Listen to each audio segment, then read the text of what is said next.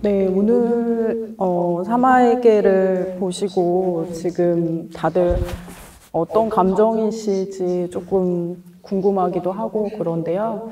저도 처음에 이제 사마에게를 보고 정말 말을 한다는 게 조금 사치스럽게 느껴질 정도로 굉장히 무게감이 있는 영화였기 때문에 사실은 이 대화 자리를 하겠다고 한 것을 사실은 조금 많이 후회하기도 하고 제가 뭔가 이야기를 할 수 있을까 그런 생각을 좀 했는데 제가 계속해서 이제 다큐멘터리를 만들어 온 사람이고 또 여성의 시각에서 뭔가 이야기를 만들어 온 사람이기 때문에 그런 제안을 해주셨다고 생각을 하고 그런 영화를 보면서 느낀 이야기를 좀 솔직하게 김보라 감독님과 진행을 또 해보려고 합니다. 사실 영화를 처음에 보고 좀 약간 죄의식 같은 걸 좀 막 느꼈던 것 같아요. 그래서 처음에 어떻게 보았는지를 좀 얘기를 나누고 또 이 영화의 배경에 대해서도 이야기를 나누려고 합니다. 저는 제 영화가 아닌 걸로 이렇게 토크를 하게 된 거는, 그러니까 그 감독님이 없는 자리에서 하게 된 거는 이제 오늘이 처음인 것 같은데요. 그래서 어떤 이야기들을 할까 되게 고민을 했었는데, 처음에 저도 영화를 다 보고 나서는 너무 힘들어서 어떻게 봤는지 나누지를 못했었거든요. 근데 이제 영화를 다 보고 와드 감독님 인터뷰를 많이 찾아보고 하면서 제가 갖고 있던 질문들이 좀 많이 풀렸었고, 그리고 그 질문을 가졌던 것 자체가 내가 굉장히 무지했구나라는 것을 느꼈었어요. 저는 사실 이 사마에게를 보기 전에, 그리고 이거 보고 나서도 이 영화의 배경이 되는 뭐 시리아 내전이라던가 이제 국제전 이 전쟁에 대해서도 잘 몰랐었고, 공부를 하게 되면서 제가 처음에 가졌던 의문, 그러니까 되게 나이브한 의문이었는데 그게 뭐냐면 왜 전쟁터에 남아있을까라던가 전쟁터에서 사마를 낳았네? 라는 그런 질문들, 그게 얼마나 무지에서 비롯됐었는가를 알게 됐던 것 같아요.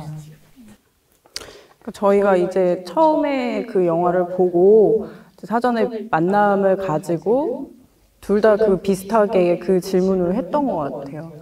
그래서 그 열망이 무엇이었을까? 다음 생에 대한 뭔가 다른 생명을 이런 생지옥에 뭔가 다시 태어나게 한다는 것이 무엇이었을까? 뭐 그런 얘기를 막 했었는데 저도 이제 김보라 감독이 준 자료 같은 것들을 보면서 정말 일상으로의 어떤 삶 이런 것들을 영위하고 싶은 욕망이 전쟁터라고 해서 다르지 않다는 거, 그러니까 인간이라면 충분히 가질 수밖에 없는 욕망 이런 것들을 이제 와드 감독이 잘 묘사를 해준 것 같아요.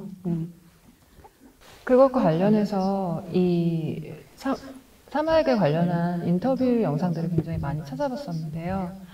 저에게 되게 인상 깊었던 것은 와드 감독님이 가장 많이 썼던 단어 중에 하나가 노말이라는 단어였었어요. 노말 라이프, 노말 키드 이런 식으로 사마는 노말 키드로서 잘 크고 있다. 혹은 우리는 그냥 노말 라이프를 원했었다.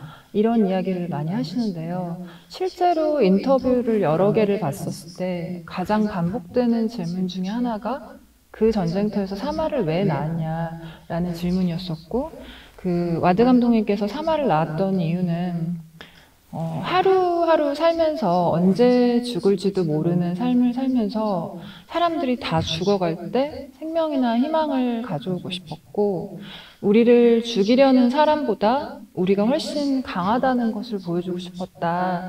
그런 얘기를 하셨고, 그 전쟁터가 우리에게는 일상이었다. 밥 먹고, 뭐, 마시고, 이렇게 뭐, 활동하고, 저항하고, 아이 낳고, 친구 만나고, 그냥 그 일상 중에 하나였고, 언제 죽을지 모르기 때문에 더더욱 그 일상을 지키려고 했다. 그리고 그 일상이 굉장히 극대화돼서 느껴졌다라는 얘기를 해주세요. 그러니까 언제 죽을지 모르기 때문에 많은 것들이 가지쳐지게 되면서 그 삶과 죽음이라는 큰 명제 앞에서 삶의 순간순간 하나가 굉장히 귀하고 기쁘고 기쁜 거는 굉장히 기쁘게 더 그 순간순간을 느낄 수 있었다는 이야기를 하셨는데 그 말이 되게 기억에 남았었어요. 그래서 그 영화 한 초중반쯤에 가면은 그 남편에 대한 사랑을 또 고백하면서 아이도 낳고 싶어요. 그 다음에 죽고 싶지 않아요. 뭔가 아이도 남편도 원한다. 뭐 삶을 원한다. 이런 식으로 되게 카메라에 대고 셀프 인터뷰를 막 와드 감독이 하잖아요. 근데 그런 모습이 되게 절박하면서도 굉장히 이제 솔직한 욕망으로 다가왔어요. 그리고 이제 뭐 전쟁터이긴 하지만은 신혼집을 막 꾸민다던가 뭔가 이렇게 식물을 키우고 그리고 농담을 막 하잖아요. 그러니까 서로 그 학교를 짓고 하는 그 친구분들 가족과 굉장히 이제 따뜻한 교류 같은 것들을 계속 이어가면서 그런 모습들이 되게 그 일상성을 굉장히 잘 포착해 준 것 같아요. 그리고 저는 이제 이 감독이 사실 이제 어떻게 보면은 민주화 운동을 위한 운동권인 거잖아요. 그래서 운동권으로서 그 활동하고 있는 의사 남편, 함자의 그늘에만 있는 게 아니라 자기 스스로 굉장히 이제 아내이긴 하지만 저널리스트로서의 어떤 욕망이나 이런 것들도 굉장히 솔직하게 카메라를 들고 표현했다고 생각을 하거든요. 어떻게 보면은 되게 내조나 뭐 이런 것들로 요구받을 수도 있는 어떤 역할이었을 텐데 둘이 굉장히 평등하게 동반자적인 운동가 그리고 혁명가로서의 주체적인 모습을 굉장히 보여줘서 그 부분도 좀 감동적이었던 것 같아요. 맞아요. 저도 좀 보면서 조마조마했던 게 저 역시도 대상화하는 부분 중에 하나가 이제 시리아 여성이니까 혹시라도 이 역할에 있어서 아이를 낳은 와드 감독이 어떤 수동적인 여성의 얼굴을 하고 있으면 어쩌지? 보면서도 조마조마한 그런 순간들이 있었어요. 근데 그 두 사람이 마치 저희 나라에서도 학생운동 할 때 뭔가 운동권 동지 커플처럼 그렇게 연대하고 평등한 관계들을 보여주는 것 아주 사소한 거지만 함자가 아기띠를 메고 가는 그 장면에서 저는 왠지 마음을 쓸어내리게 되는 거예요. 왜냐면 히잡을 쓴 여성에 대한 우리 역시 나 역시도 스테레오타입이 있기 때문에 그런 것들이 와드의 이 영화를 보면서 그리고 추후에 찾아보게 된 많은 인터뷰에서 그 와드 감독이 특히 또 여성 감독의 프레임에 계속 질문을 하실 때 서구 언론에서 나는 저널리스트로서 가장 처음 이걸 저널리스트로서 찍은 거다라는 것을 강조해서 되게 인상 깊었던 것 같아요. 네, 그러면은 본격적으로 우리가 이 시리아 내전 배경 상황에 대한 이야기를 좀 간략하게 하고 이야기를 진행을 해볼까요? 네. 그 이제 시리아 내전에 대해서 저도 사실은 이렇게 정확하게 알지는 못했는데 이 영화를 보면서 약간 조사한 것도 있고 이전에 제가 봤던 알레포 함락이라는 다큐멘터리가 있어요. 근데 그 다큐멘터리에서는 약간 조금 남성의 시선에서 다룬 다큐였기 때문에 좀 그런 부분들을 못 느꼈는데 이번 영화를 통해서는 왜 저렇게까지 이런 내전이 일어나는지가 정말 알고 싶어지더라고요.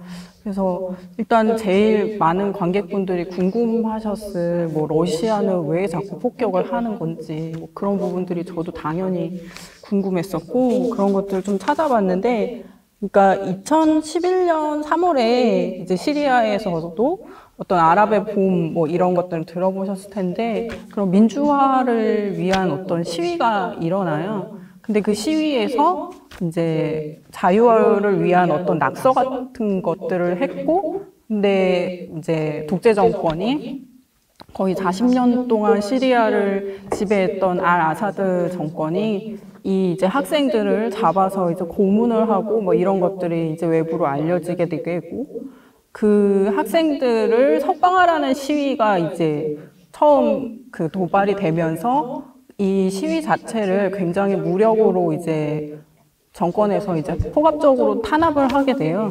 그래서 초기에는 굉장히 이제 평화시였다가 점점 이제 무장투쟁으로 가게 되고 그러면서 이제 내전으로 가게 되는 거거든요.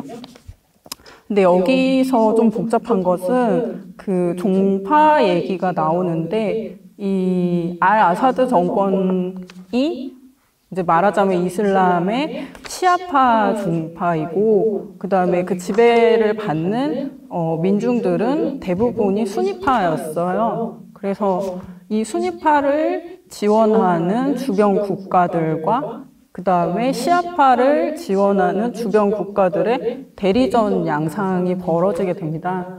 그래서 이란이랑 레바논 헤즈볼라 같은 나라는 이제 아사드 정권을 지원하게 되고 그리고 카타르나 사우디아라비아 같은 나라들은 이제 반군의 그러니까 민주화 세력의 무장 어떤 장비 같은 것들을 지원하는 대리전 양상이 벌어지게 되고 그리고 여기서 또 복잡한 상황이 벌어지는데 그러니까 한국에서 좀 잘 알려져 있는 이슬람 무장 단체 이슬람 국가 IS가 그 이 혼란한 틈을 타서 시리아 북부를 점령을 해요. 그래서 이 시리아 내전이 거의 세 그 무장 단체들의 어떤 격전지가 되고 이 IS를 뭔가 탄압해야 된다라고 생각하는 서방 국가들, 뭐 미국이나 러시아들까지 이제 함께 하면서 국제적인 대리전이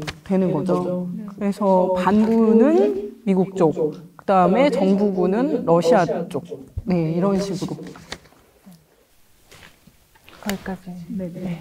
조금 복잡하게 들리시겠지만 저희 한국전쟁을 생각하시면 조금 쉬우실 것 같아요. 저희 한국전쟁도 북한과 남한에서 다른 나라에서 다 이렇게 달려들어서 국제전이 됐었잖아요. 그래서 이 시리아 내전도 사실은 내전이 아니라 국제 대리전이라고 부르는 게 정확한 것 같고, 근데 이제 아무래도 그 순위파를 즉 반군을 지지해줬던 게 미국과 프랑스 즉 서구 국가들이고 시아파인 정부군을 이렇게 지원했던 게 이란이나 뭐 레바논, 러시아 같은 국가인데 이 다큐멘터리에서는 정부군과 러시아군에 대한 이야기는 하지만 그 외에 반군을 지원해줬던 나라가 어떤 일들을 했는지에 대해서는 얘기하지는 않아요. 근데 분명히 이거는 너무나 민감한 문제이기 때문에 어떤 부분을 더 강조해서 말할 수밖에 없고 어떤 부분은 생략된 부분이 있을 수밖에 없겠구나라는 생각을 좀 했었고요. 일단 그러면 다큐멘터리가 만들어진 배경에 대해서 조금 말씀을 드리면 이 다큐멘터리는 채널4라는 그 영국의 매체에서 제작이 된 거고요. 와드 감독은 2016년에 이 채널4의 리포터처럼 일을 했었고, 그 채널4에 송출했던 영상으로 그게 막 인터넷에서 엄청난 뷰를, 조회수를 이렇게 하면서 에미상을 받기도 하고, 그런 리포터로 활동을 하다가 이제 탈출을 하고, 탈출한 다음에 채널4의 관계자들하고 이야기를 하다가 이만큼의 엄청난 영상을 와드 감독이 찍었다는 것을 듣고 그렇다면 이 에드워드 와츠 감독을 소개해 줄게. 이 사람이 이런 내전이나 전쟁 쪽의 전문가인 다큐멘터리 감독이다 해서 소개를 받고 즉 탈출한 후에 이 사마에게를 만들자라는 제안을 하게 된 거였다고 해요.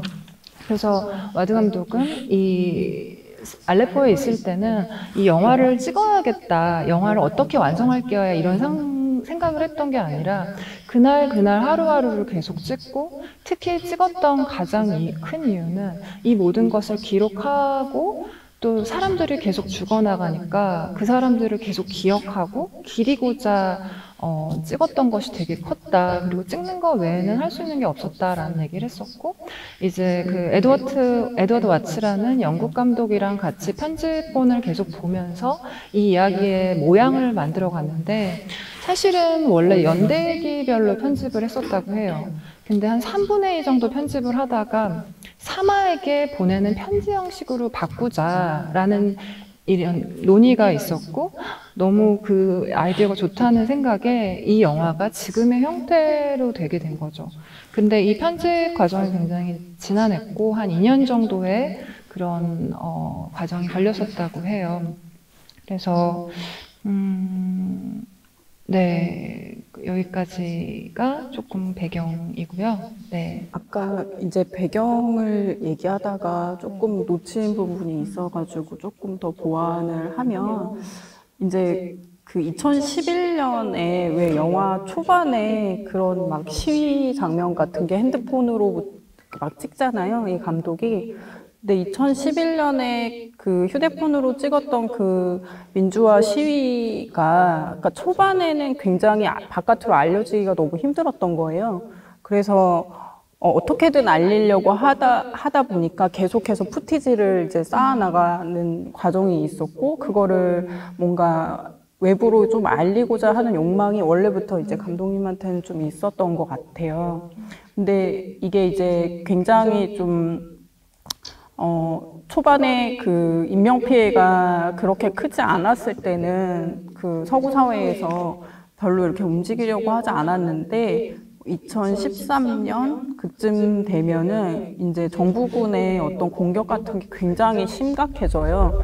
그래서 살인가스 같은 거를 민간인에게 이제 살포하는 방식으로 진압을 하게 되고, 그래서 그때 한 1,300명 정도가 한꺼번에, 그러니까 대부분 유아나 뭐 여성 이런 분들이 많이 죽게 되는 어떤 좀 비극적인 사건이 있었고, 그래서 지금 2018년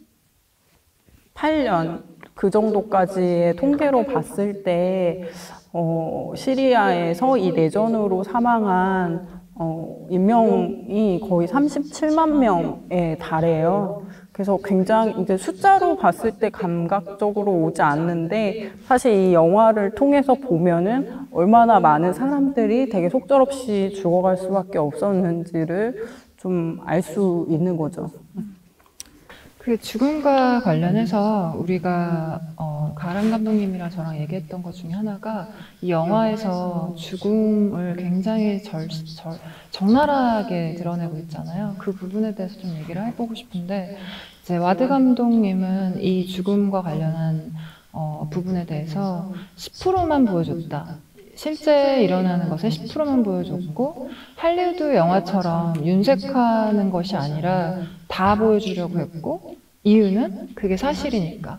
그리고 저는 가장 이 영화를 보면서 죄책감을 좀 덜게 됐던 장면은, 제가 이 많은 사람들의 죽음을 이렇게 적나라하게 봐도 되는 건가? 라는 죄책감이 들 때쯤, 아이를 이렇게 막 이렇게 들고 울고 있던 여성이 다 찍어! 라고 소리를 지르는 그 장면에서 딱 정신이 깨면서, 그래, 이거는 기록해야 하는 거구나 라는 생각으로 저도 그 끝까지 영화를 볼 수 있게 됐던 것 같아요.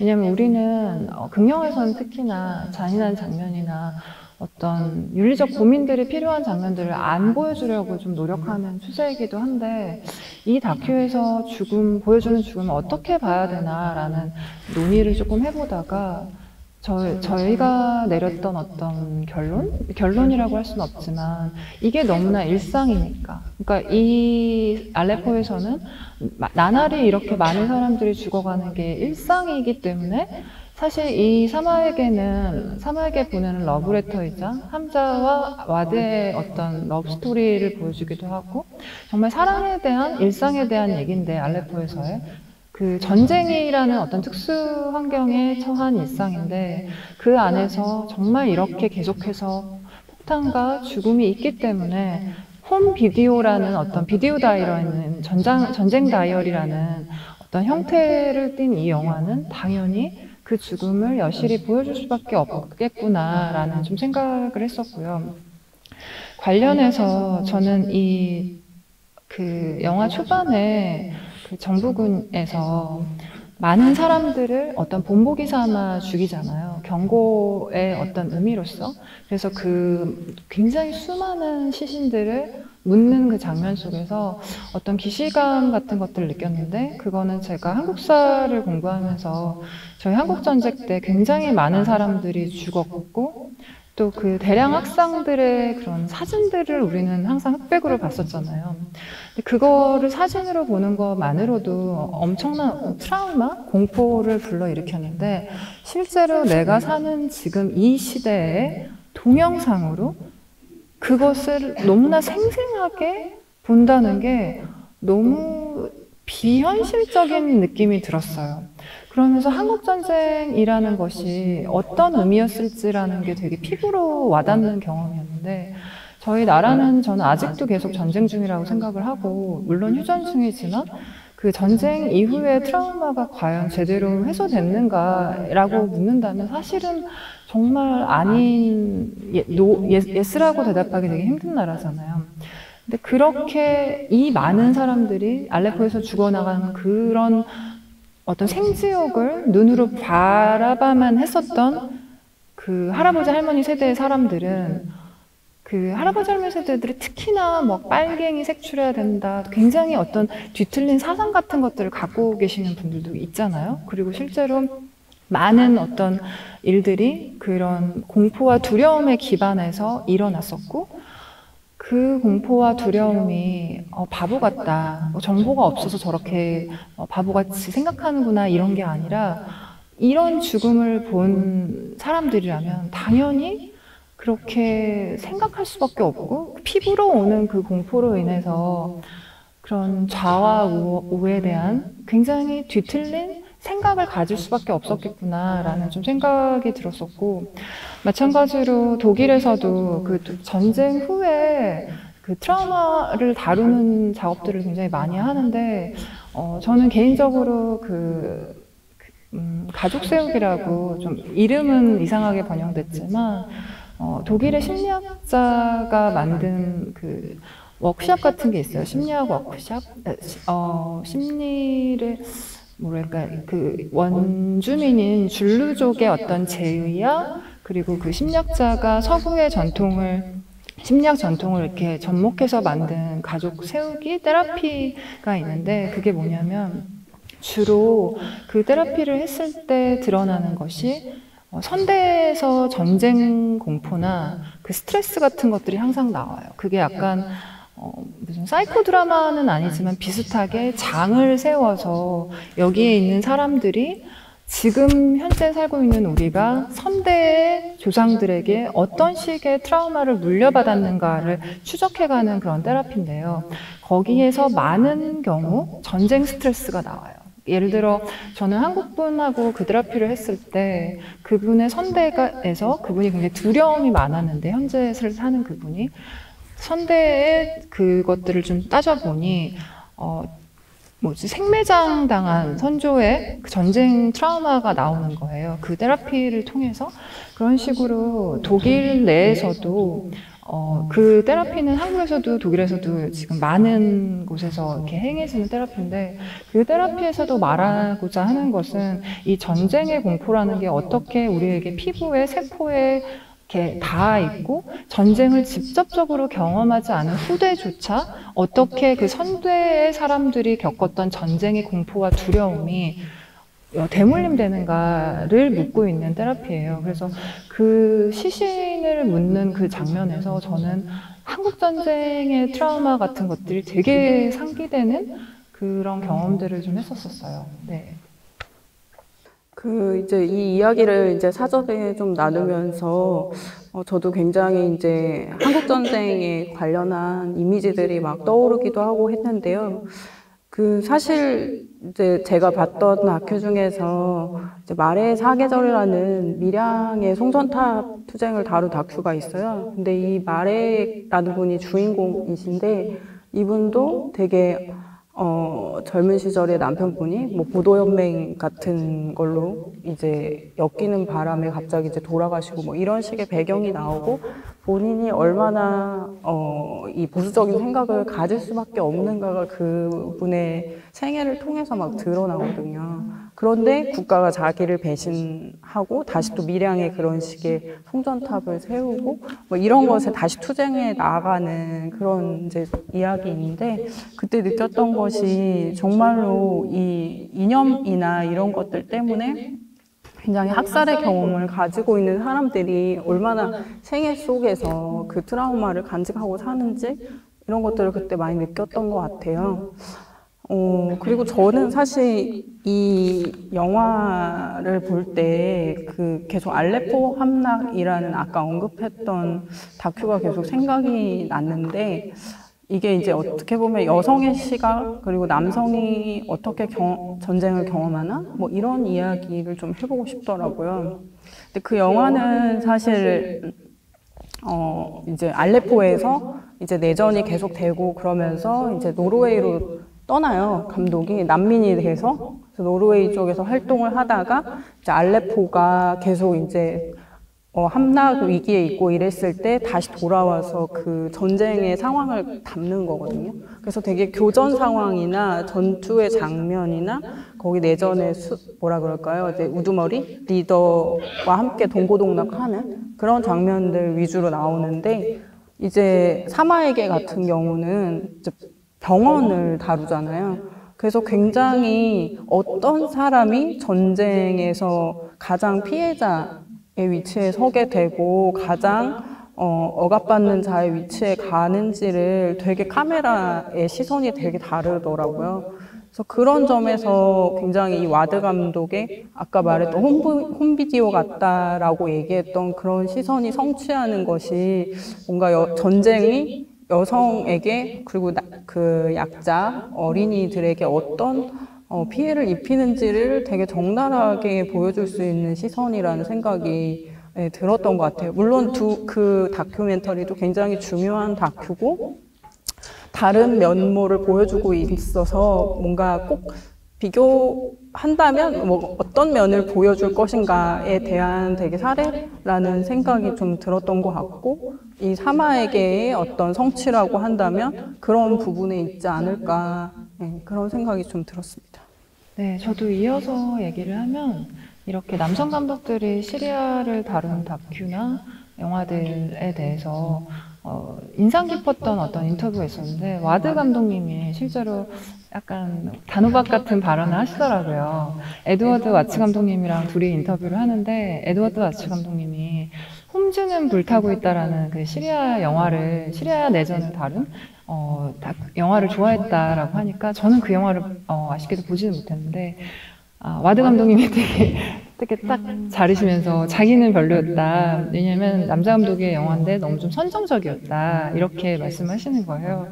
그래서 그때 이제 그 인터뷰 때도 와드 감독님이 이 여성의 시선, 피메일 게이지에 대한 얘기를 좀 하시는데요. 저희가 좀 그 부분에 대해서도 같이 얘기를 해보면 좋을 것 같은데, 와드 감독님 인터뷰를 찾아보면 여성으로서 이런 것들을 만드는 거가 어떤 의미냐, 이런 질문? 그러니까 여성 감독이라면 흔히 계속 받는 그런 질문들 굉장히 많이 받더라고요. 근데 전 솔직히 이렇게 똑같은 질문을 계속 와드 감독님한테 던지는 것이, 너무 많은 질문을 던지는데 왜 아이를 거기서 낳았냐부터 지금은 안전하다고 느끼느냐부터 너무 많은 질문을 하시는데 좀 걱정도 되더라고요. 사실 이 모든 것들을 우리는 겨우 1시간 반 보는 것만으로도 트라우마가 되는데, 그 몇 년을 살았던 와드 감독님은 영화를 찍고 편집하고 또 그거를 또 홍보하는 캠페인을 하시면서 무수히 똑같은 말을 하면서 그 트라우마를 반복하고 또 복귀해야 되는 그런 과정이 힘들진 않을까 개인적으로 좀 걱정이 됐었는데, 그때 와드 감독님이 이제 여성의 시선에 대해서 굉장히 단호하게 말씀하시는 부분들이 있었는데, 여성의 시선으로서 이거를 담은 거냐라고 물었을 때 한 인터뷰어가 그 저널리스트로서 찍었다. 그런데 나는 거기에 살고 있는 여성이기 때문에 다른 시선이 분명히 있다라고 하시면서 여성의 시선에 대해서 좀 더 얘기를 해주세요. 근데 그것이 무엇이 다르냐 했을 때는 거기 사는 여성, 거기에서 계속 같이 일상을 나눴던 여성이자 엄마로서 살았기 때문에 거기서 내가 어떻게 카메라를 들고 무엇을 찍더라 하더라도 그 커뮤니티에 있던 여성들은 나를 자기들 중에 하나라고 생각을 했고 나에게 전혀 위협감을 느끼지 않았고 그것이 남성 카메라맨들하고는 내가 굉장히 다른 지점이었다라고 생각을 하셨대요. 그리고 또 이 카메라가 무엇이었냐 당신에게 라고 했을 때 그것은 그냥 나의 부분이었다, 내 일부였다라고 답을 하셨고 자신이 생각했을 때 여성의 시선에서 되게 중요한 부분들은 디테일 그리고 감정이다. 그러면서 실제로 그렇게 얘기를 하세요.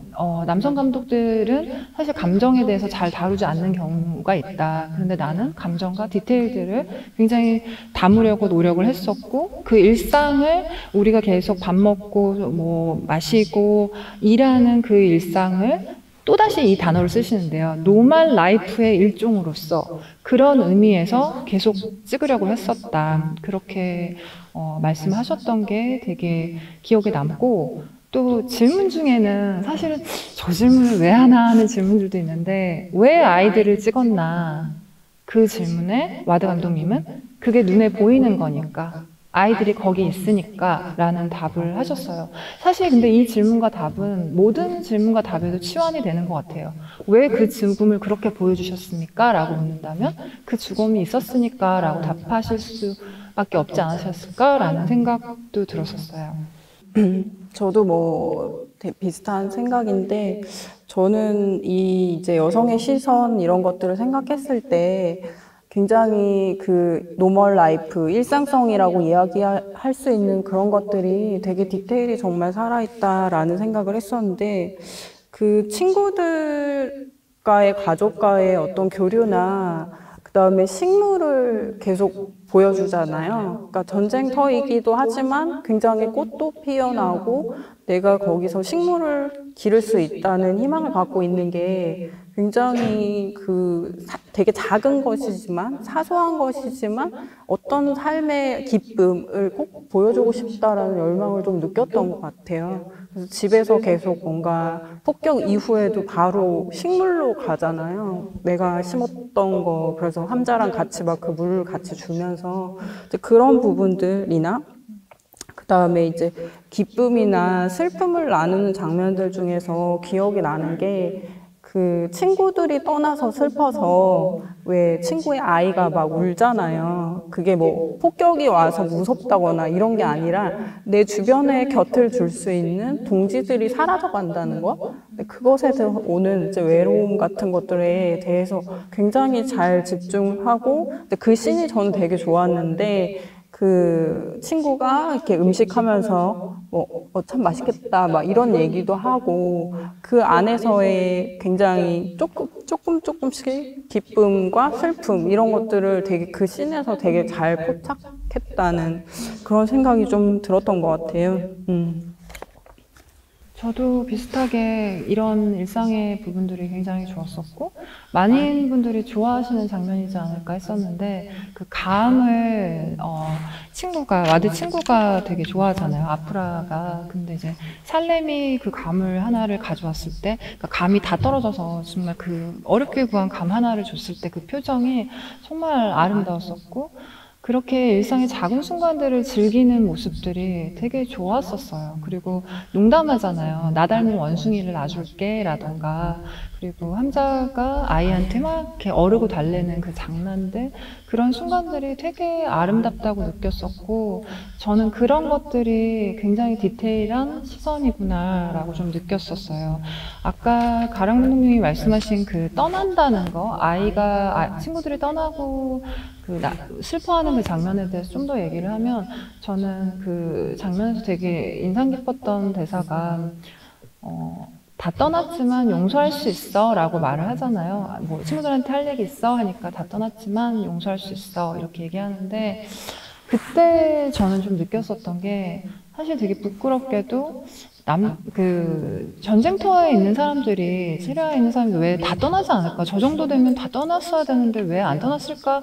라는 생각을 되게 나이브하게 했었어요. 근데 저는 이 다큐를 보면서, 아, 그게 진짜 나이브한 생각이구나라는 걸 느꼈고, 만약 서울에서 이런 똑같은 일이 벌어졌었다면 내가 마치 타자의 일을 팔짱 끼고 보듯이 왜 안 떠나? 라고 말할 수 없을 건데, 나는 이미 이 전쟁터의 사람들을 타자로 생각하고 너무 떠나는 게 쉽다? 당연하다는 식으로 그렇게 어떤 위험과 전쟁의 측면에서만 생각했구나. 이들에게는 친구가 있고 커뮤니티가 있고 떠난다는 것 자체가 등을 보인다라는, 어떻게 보면 약간의 그 배신이라고 말할 수는 없지만 너무 슬픈 그 과정인데, 실제로 와드 감독님 인터뷰에서도 많이 하시는 얘기가 떠나온 것이 되게 힘든 부분에 대해서, 그리고 여전히 남아있는 사람들이 고통을 받고 있는 거에 대해서, 내가 지금 오스카나 이런 캠페인을 하고 있는 것은 다시 알레포로 돌아가기 위해서다라는 이야기를 계속해서 하세요.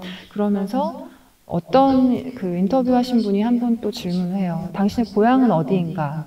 알레포라고 바로 대답을 하시거든요. 그 전에 이어졌던 질문은 지금 런던에 사니까 안전하다고 느끼나. 근데 거기에 약간의 침묵이 있고, 와드 감독님이 예스라고 대답을 하세요. 근데 저 그 침묵이 되게 많은 것을 말해준다고 느꼈었어요. 그러니까 물론 런던에 있으니까 몸은 안전하겠지만, 뭐, 영국이라는 나라가 안전인의 측면에서 전쟁이 있는 건 아니지만 어느 나라든 위험들이 다 있고 뭐 인종차별이나 여러 가지 복잡한 정치적인 이슈들이 있잖아요. 근데 사실 나에게 가장 안전한 곳은 친구들과 커뮤니티, 고향이, 내가 살았던 곳이 가장 안전할 텐데, 그 질문에 예스라고 대답할 때 와드 감독님 마음이 어땠을까라는 생각을 좀 했었고, 이 영화를 공부하는 과정에서 떠나지 않는, 왜 안 떠날까라고 그렇게 무심히 생각했던 저를 좀 돌아보게 됐던 부분도 있었어요. 예. 그 떠남에 대한 질문은 저도 계속 했던 것 같아요. 아, 저렇게까지 막 폭탄이 계속 떨어지고, 그리고 저는 왜 함자가 그 아이 이렇게 앞에다 메고 어딘가 밖에 갔다가 다시 알레포로 돌아오잖아요. 근데 그 선택이 저는 좀 처음에 이해가 잘 안 됐어요. 왜냐면은 저렇게 위험한데 다시 딸과 함께 저기를 가려고 하는 그 마음에 대해서 처음에는 굉장히 생각을 많이 했었는데, 사실 이제 시리아 내전이 되게 장기화되면서 난민이 굉장히 많이 발생을 해요.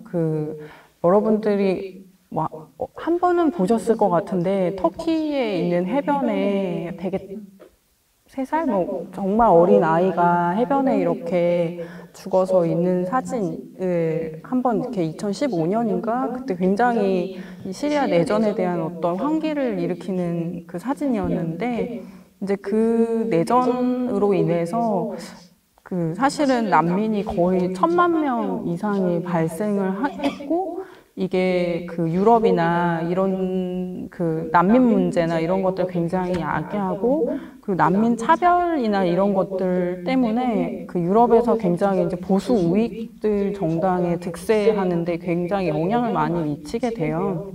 그러니까 그 공간을 떠난다고 해서 정말 안전할 수 있을까라는 생각을 정말 안 할 수 없는 것이었고, 그렇다면 더욱더 내 고향을 지켜야 되고, 그리고 이게 민주화의 어떤 성지 같은 그런 거잖아요. 이 사람들에게 굉장히 지켜야 하는 어떤 고향 이상의 의미, 어떤 혁명의 완수 같은 공간이었기 때문에 그 미션을 정말 수행하고 싶었을 것 같고, 그리고 사마에게 그 민주화가 이루어진 땅을 남겨주고 싶었을 것 같아요. 그래서 다시 그렇게 돌아올 수밖에 없는 선택을 한 게 아닌가라는 생각을 좀 이후에 다시 정리를 했던 것 같아요, 저도. 그리고 또 덧붙이면 함자가 또 의사잖아요. 그 다큐에서도 나오지만 20일 동안 뭐 800회 넘는 수술을 하고 환자를 엄청나게 봤는데, 그래서 그것이 좀 주된 이유기도 했다고 해요. 등을 보이고 떠날 수 없으니까, 의사이고 자기는 또 이걸 기록을 해야 되니까. 함자의 인터뷰도 되게 인상 깊었던 인터뷰가 있는데, 이제 인터뷰에서 세 분이 함자랑 와드랑 그리고 그 에드워드 와츠 감독 3명이 인터뷰를 하는데, 뭐 되게 인상 깊었던 장면들에 대해서 얘기해요. 우리가 흔히 이렇게 기억에 남을 만한 그 새 형제에 대한 거나 그 갑자기 살아나는 그 아이 그 부분에 대해서 얘기를 하는데 함자가 갑자기 자기는 솔직히 이런 일이 있었나? 라고 기억도 안 날 정도였대요. 그러니까 자기는 그 순간순간에 수술이나 하는 일들이 너무 많아서 거기에만 그냥 해야 된다 하고 집중을 하느라 영화를 이제 이 편집본들이나 이런 찍은 것들을 나중에서야 보고 아, 이런 일들이 있었구나 라고 이렇게 마음이 이렇게 정리가 오히려 후에 이렇게 찾아왔었대요. 그러면서 함자가 했던 얘기가 언제 죽을 줄을 모르니까 항상 매일같이 와드랑 이렇게 이별을 할 수도 있다는 걸 가정하고 인사를 좀 했었대요. 근데 그러면 또, 그러지 말라고 서로 그러기도 하고, 그래서 항상 계획을 일주일 넘는 계획을 세워본 적이 없다는 거예요. 근데 영국에 오니까 사람들이 막 3년 뒤, 10년 뒤 계획을 계속 세우고 있고 이러는 걸 보면서 너무 신기했다는 거예요. 어떻게 몇 년 뒤 계획을 세우지? 그 정도로, 그 얘기를 듣고, 그 정도로 정말 하루하루 살아가는 삶이었겠구나. 그런데 이 영상 안에서 이 하루하루 살아가는 이 사람들이 보여준 어떤 삶에 대한 경탄, 그리고 그 삶에서 일어나는 많은 어떤 희망이나 사랑을 놓지 않으려는 모습이 그게 그래서 다 보고 나서야 왜 사마를 낳을 수밖에 없었는지 그게 되게 이해가 됐었던 것 같아요. 그리고 사마가 출산된 거랑 관련해서 사마가 낳은 것과 관련해서 가람 감독님이 그런 얘기도 했었잖아요. 그 얘기를 해주실 수 있어요? 뭐였죠? 그러니까 그 전쟁의 와중에서도 네. 저는 이제 이 영화 보면서 되게 놀라웠던 게 인간이 정말 대단하다 이런 생각을 좀 했던 것 같아요. 그러니까 그 전쟁통 안에서도 인간은 사랑을 할 수밖에 없고 되게 아이를 잉태할 수밖에 없는 어떤 상황작용 이런 것들에 대한 욕망 같은 게 너무 잘 드러나서 되게 이게 어떻게 보면 이제 다음 생애 그리고 다음 세대에 대한 어떤 희망에 대한 메시지로도 되게 느껴졌던 것 같고 그런 것들이 되게 인상적이었던 것 같고요. 그리고 아까 좀 못한 얘기 중에서 그 카메라가 굉장히 가깝잖아요. 그러니까 이게 거의 대부분 뭔가 이렇게 멀리서 찍거나 뭔가를 이렇게 지켜보는 느낌이 아니라 그냥 바로 옆에 있는 느낌? 이 카메라의 시선이 정말 저는 중요하다는 생각이 들었거든요. 그래서 왜 그 김보라 감독님이랑 저랑 얘기할 때 약간 항공샷 같은 시선이 조금 차라리 없었으면 오히려 더 좋지 않았을까? 뭐 이런 얘기도 했던 것 같아요. 그러니까 왜냐하면 우리가 일상에서 전쟁을 생각할 때 되게 뉴스로 보잖아요, 요즘에는.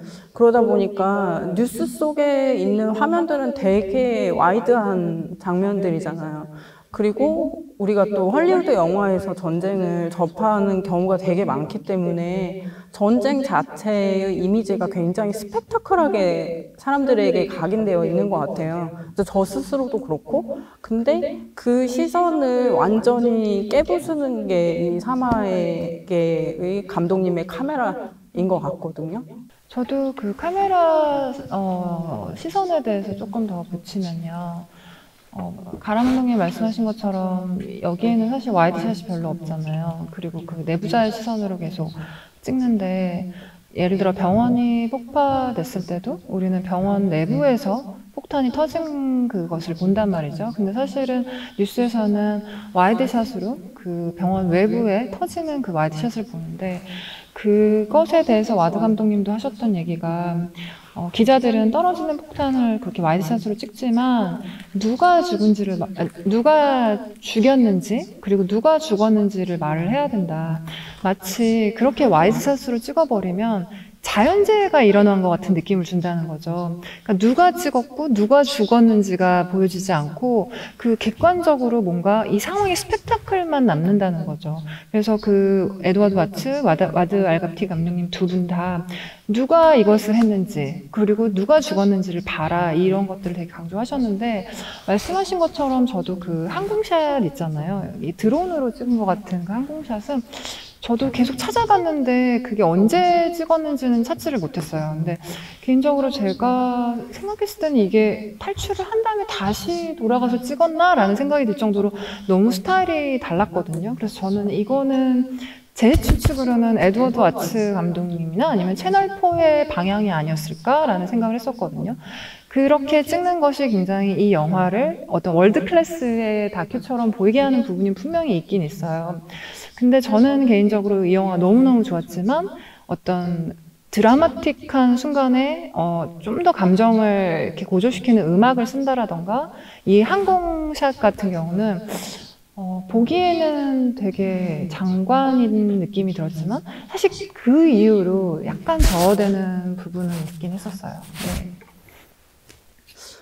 그러니까 뭔가 전쟁의 참모습이라고 했을 때 굉장히 정말로 전쟁 영화에서 남자들이 굉장히 피 터지게 뭔가 싸우고 전우회가 있고 막 이런 것과는 정말 좀 생경한 장면들이 계속 나열이 되다 보니까 되게 좀 처음에는 좀 보기가 되게 힘들 정도의 그런 화면들도 계속 나오고 뭐 이런 생각이 들었는데 저는 막 보다가 보니까 이게 진짜 만약에 뭐 2차 세계대전에 뭐 안내 일기가 갑자기 떠오르기도 했어요. 안내가 만약에 카메라를 가지고 있었다면 뭔가 이런 방식으로 전쟁의 내밀함을 찍을 수 있지 않았을까? 이런 생각이 들 정도로 여성이 겪는 일, 그런 것들에 대한 좀 세밀한 시선, 이런 것들이 굉장히 인상적이어서 그런 카메라의 어떤 시선, 이런 것들을 좀 같이 고민해 보면 좋겠다, 이런 생각도 들었고요.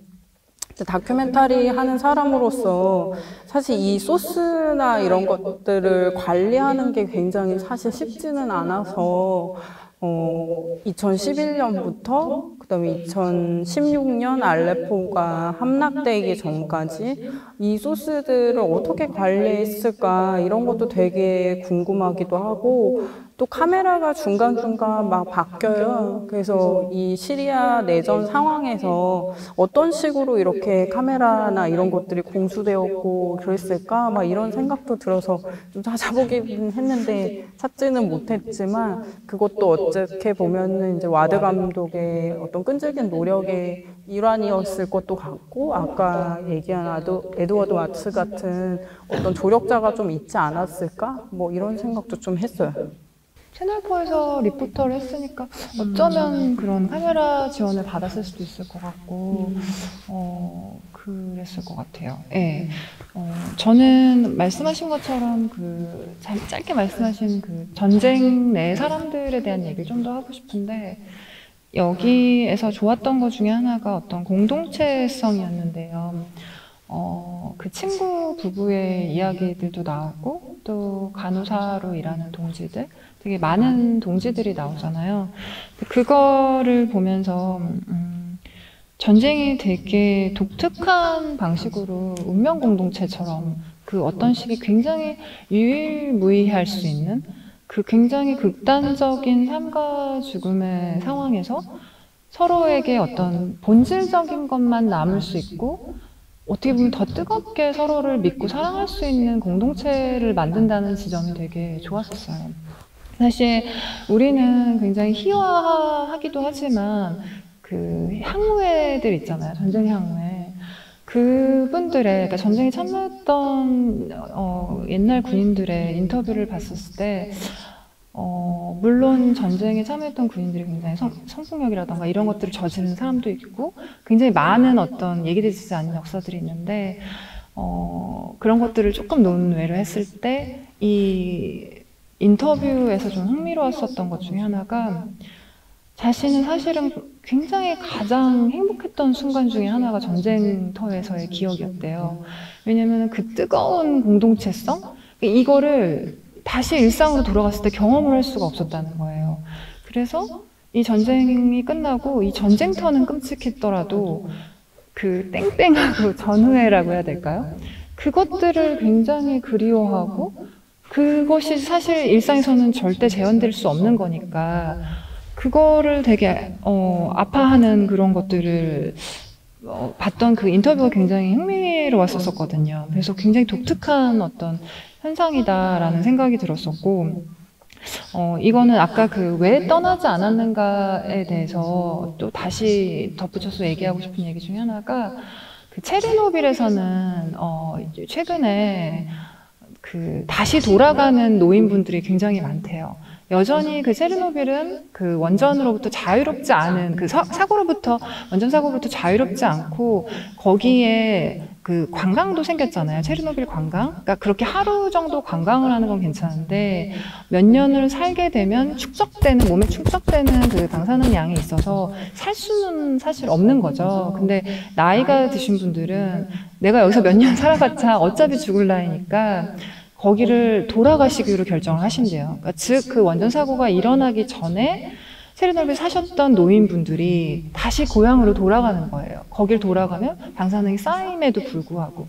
그 이유는 그게 자신의 고향이기 때문에 그렇게 한다라는 얘기를 듣고, 그게 굉장히 인상적이었었거든요. 그래서 이 사막에서 보여줬던 공동체성이라던가 굉장히 독특한 어떤 전쟁에서만 일어날 수 있는 공동체, 와드 감독님 많이 말씀하셨던 하루하루가 어떻게 될지 모르기 때문에 사실 더 중요한 거에 집중하게 된다. 근데 그 중요한 거는 사랑이다라는 그 부분이 되게 인상 깊었었던 기억이 좀 나는 것 같아요. 네. 그래서 김보라 감독님이 지금 얘기해 준 것이 굉장히 편집에 많이 반영이 되어 있는데, 뭐 엔딩 쪽으로 가면 그때 그 소중했던 장면들이 마지막에 되게 파노라마처럼 막 지나가잖아요. 그런 것들이 좀 그런 맥락을 좀 살리는 편집의 방향이 아니었나 이런 생각이 들고요. 저희가 이제 이 영화를 어떻게 이제 한국적인 맥락에서 또 이해하면 좋을까, 뭐 이런 얘기를 마지막으로 좀 나누면서 이 자리를 마감하려고 하는데요. 감독님은 어떻게 지금 이 영화의 마지막 메시지나 이런 것들을 관객분들이 가져가셨으면 좋겠는지, 뭐 그런 이야기랑 더불어서 마무리를. 와드 감독님이 한 인터뷰에서 사람들이 상영 후에 너무나 폭발적인 반응을 보여주는 게 되게 좋았대요. 근데 더 좋았던 거는 우리가 뭘 할 수 있을까를 계속 물어보셨대요. 근데 그것이 분명히 이 사마에게가 만들어진 이유일 테고, 그 전쟁을 겪고 지금 굉장히 몸과 마음도 힘들 텐데 이 사마에게를 계속 알리시는 이유일 텐데요. 저도 이 영화를 보고 사실 시리아 전쟁에 대해서 좀 더 정확히 알게 됐고, 단순히 이게 시리아에서만 일어나는 전쟁이 아니잖아요. 사실 전쟁은 물론 어떤 구체적인 상황들은 다 나라마다 다르지만 그 어떤 본질적인 측면은 비슷한 것들이 또 있고, 우리나라 역시도 결국 여전히 그 전쟁으로부터 자유로울 수 없는 나라인데, 그 전쟁이 무엇인가 좀 더 생각을 해보고, 또 일단은 이 영화를 보고 나서는 시리아 내전에 대해서, 전쟁에 대해서 조금 우리도 더 관심을 기울여 보는 거라는 좀 생각을 좀 했었어요.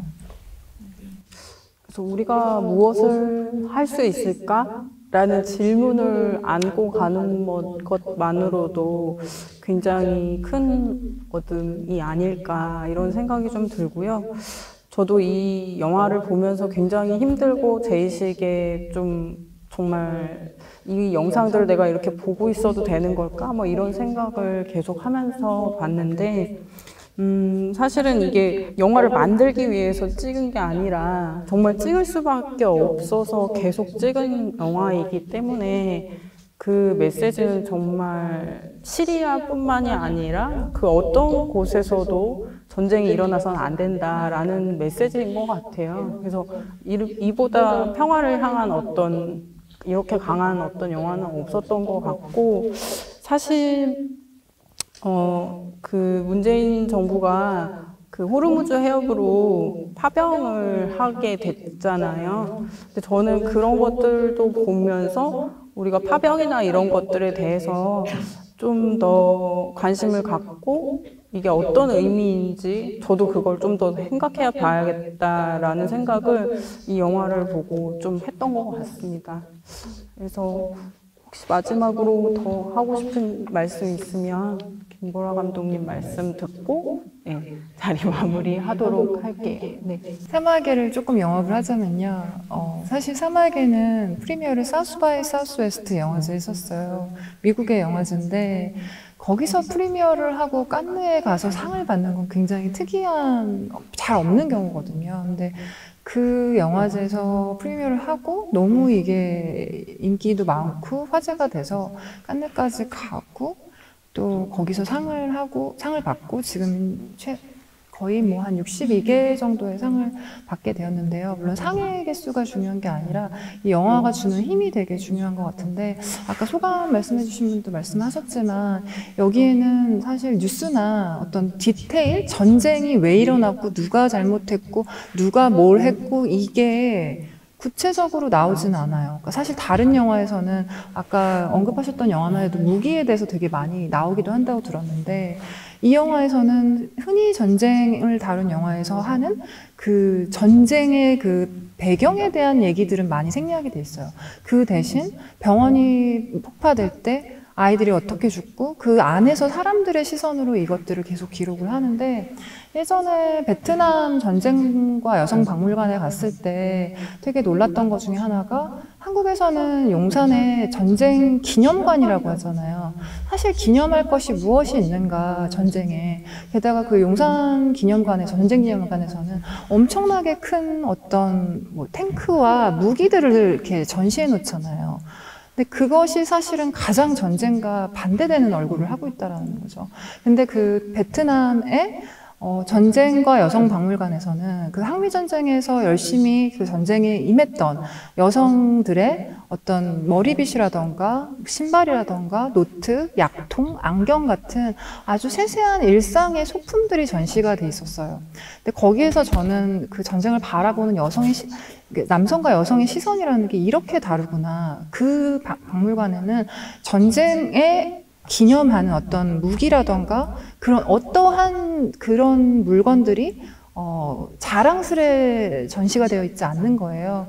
그래서 이것이 전쟁을 기록하는 것도 어떤 시선으로 기록하느냐에 따라 굉장히 다른 서사가 쓰여지는구나 라는 느낌을 받았었고, 사마에게 역시도 그 비슷한 맥락에서 굉장히 감동을 줬던 다큐인 것 같아요. 네. 갑자기 계속 너무 제가 마무리 얘기를 해가지고 죄송한데, 안 그래도 그 베트남 전이나 이런 것들, 그리고 미군과 관련된 것들을 생각하다 보니까 저도 이태원에서 그 용산에 있는 그 미군 그 기지를 좀 촬영을 좀 했었었는데, 정말 그냥 미사일 자체를 그냥 이렇게 세워놓은 장면들이 저도 되게 인상적이어서 이태원에 좀 담았었는데, 그런 것들이 사실은 우리 사회에서 뭔가를 그 전쟁에서의 상징 같은 것들을 뭘로 생각하는지가 정말 되게 잘 드러나는 것 같다는 생각이 들고, 그리고 베트남전에 대한 것도 사실은 되게 미국의 입장에서의 기억을 되게 우리가 많이 하잖아요. 근데 최근에 그 이길보라 감독님이 만든 기억의 전쟁 같은 그런 베트남 전쟁을 뭔가 참전군인의 소녀의 시점에서 다루는 그런 영화들도 지금 이제 대중들 앞에 선을 보이려고 준비를 하고 있는데, 그런 작품들부터 좀 더 관심을 또 가져주시는 것도 굉장히 이 영화를 보고 나서 우리가 뭔가 좀 더 해볼 수 있는 행동들 중에 하나가 아닐까, 이런 생각을 해봅니다. 네, 첨언이 좀 길어졌는데요. 네. 너무 멋진 마무리였습니다. 오늘 잘 들어주신 관객 여러분들 감사합니다. 사마에게 화이팅. 사마에게 많이들 입소문 내주시고 많이 함께 응원해 주셨으면 좋겠습니다. 긴 시간 정말 감사드립니다. 함께 해주셔서. 감사합니다. 감사합니다.